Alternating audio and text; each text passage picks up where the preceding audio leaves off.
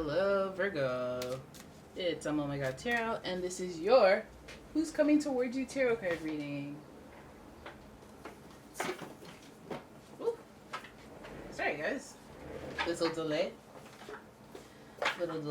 Okay, so today I'm using the Modern Witch tarot card deck for this reading. I'll put that there.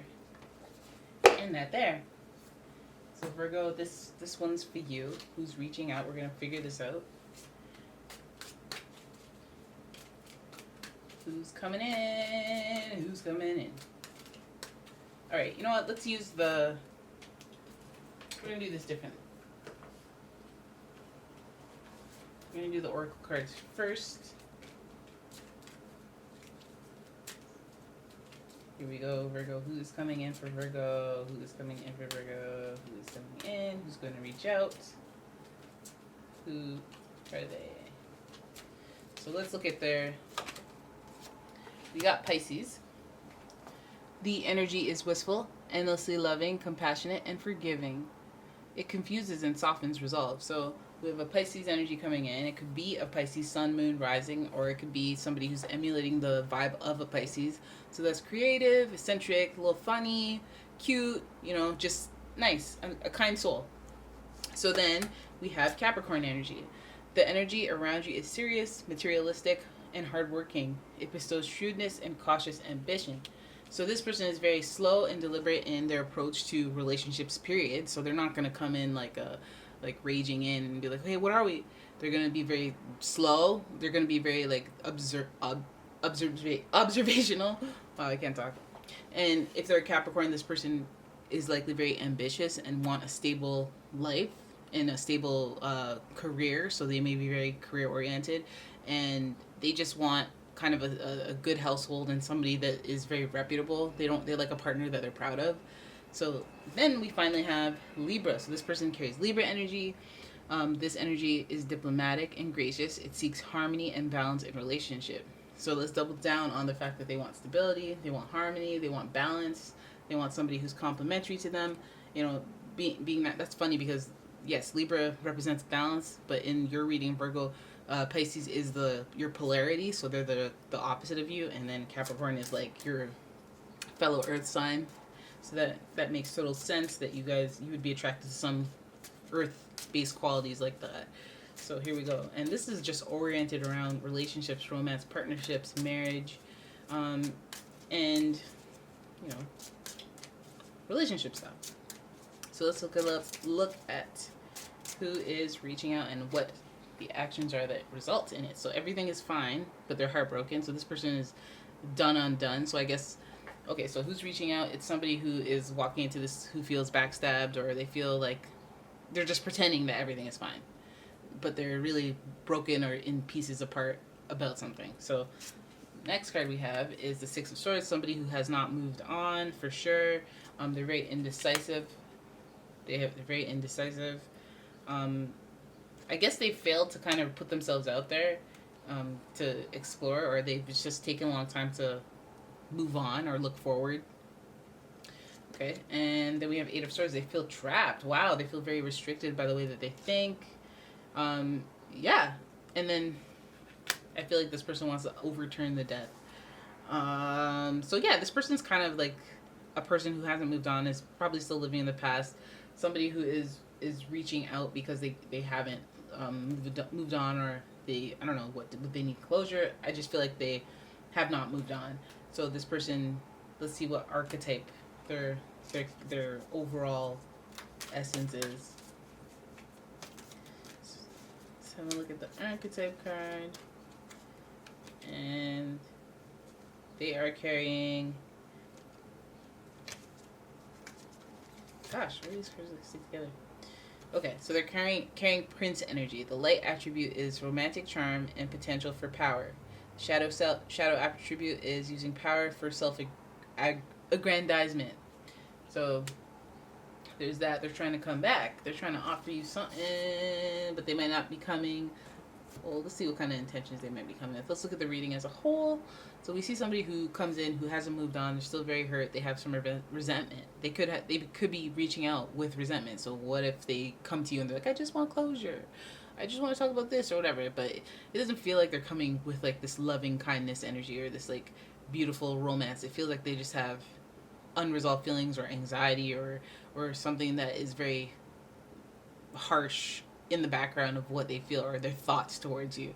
So when they come back, they have all this indecision. Like they don't know what they want.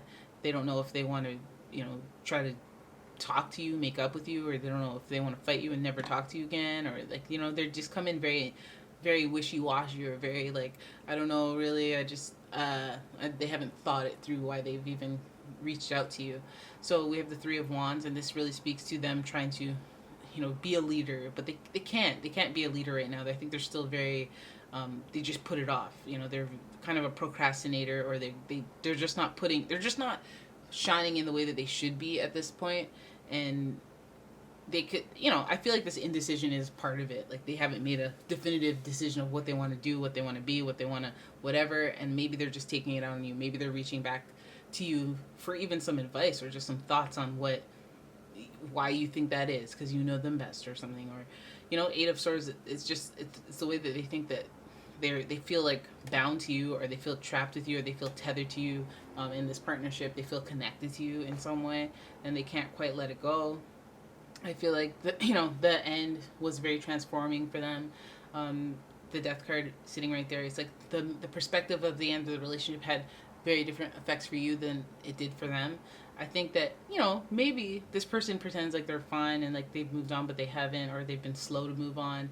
I feel like this person has deep-rooted feelings that they haven't resolved, or they haven't really thought through, or they feel like keep cycling through. And so that would really make it make sense why they're very slow and deliberate as in their approach towards you. But why is Libra there with the romantic bound contracts and partnership? It just feels like, it feels like a resentful partner coming next. But like, why? What is the outcome? What do they want? What do they, do they want closure? I mean, is that why the Death card is there?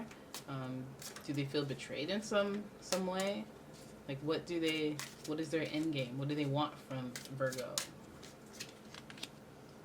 Three of Pentacles, Five of Wands, Two of Wands.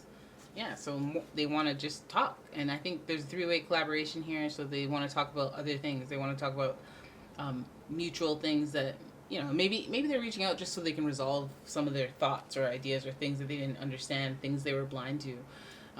Maybe they could be calling for closure just for you to sort some things out for them, which is not so bad. It's not a bad thing.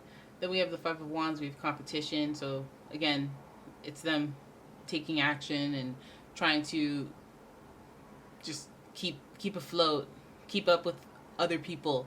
So yeah, I mean, they could be going through something where they just want to be on everyone else's level, and maybe you're a reason they're not, or maybe I don't know what went down with you guys, but this person is just fighting, having fights, having competition, having battles about it, whether they're just with their head, their thoughts, or they just can't seem to move on or step up to a level. Maybe you're one of those relationships that really affected them and brought them down, and they're just like battling their thoughts and the things that they do, or with the confidence that they have.